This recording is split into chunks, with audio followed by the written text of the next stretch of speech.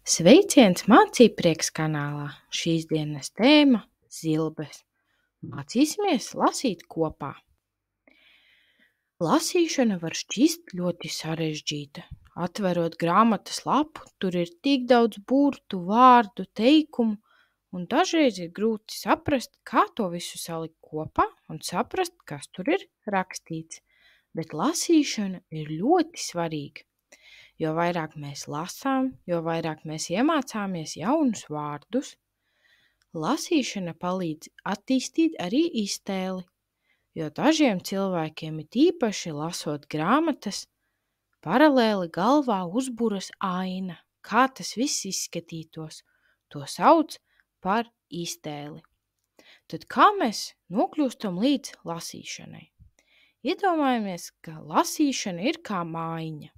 Un, lai viņu uzbūvētu, mums ir vajadzīgi pamati, kas mums būtu burti, jo bez burtiem neveidojas zilbes. Zilbes veido vārdus, un vārdi veido teikumus. Un tad, kad mums tas ir, mums ir visu nepieciešams salikt kopā tekstā. Tātad šodien parunāsim par zilbēm.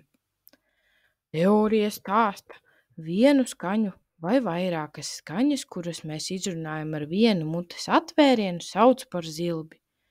Sarežģīti. Pamēģināsim to saprast praktiski. Paliec roku zem zoda un mēģini izrunāt vārdu māja. Māja. Mute atvērās 2 reizes, tādēļ šajā vārdā ir 2 zilbes. Pamēģināsim ar vienu teikumu. Rudens ir ražas laiks. Un kopā sanāk, rudens ir ražas laiks. Bet paskatīsimies, kā no dažādām zilbēm mēs varam uztaisīt vairākus vārdus. Tātad šeit mums ir zilbju zupa, kurā mēs mēģināsim atrast vairākus vārdus.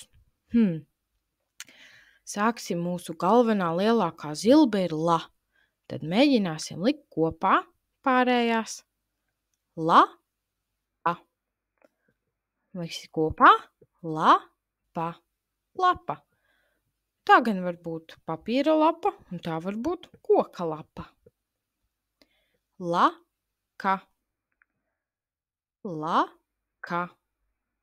Laka. To mēs izmantojam dažādu koka mēbeļu glazēšanā. Lava. Lava.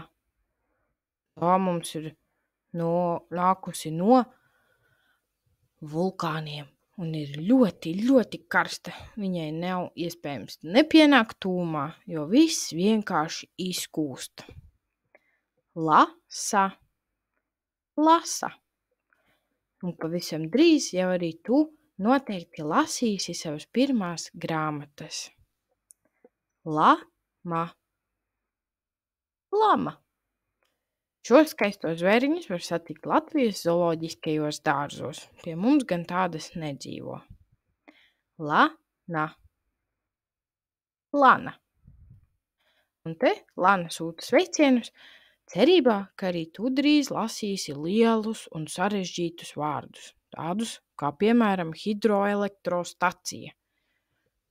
Tātad mēs zilbju zupu atradām tādus vārdus: lapa, laka, lava, lasa, lama un lana. Paldies, ka klausījies šo video, atbalsti kanālu un pieseko tam. Tiekamies nākamajā video!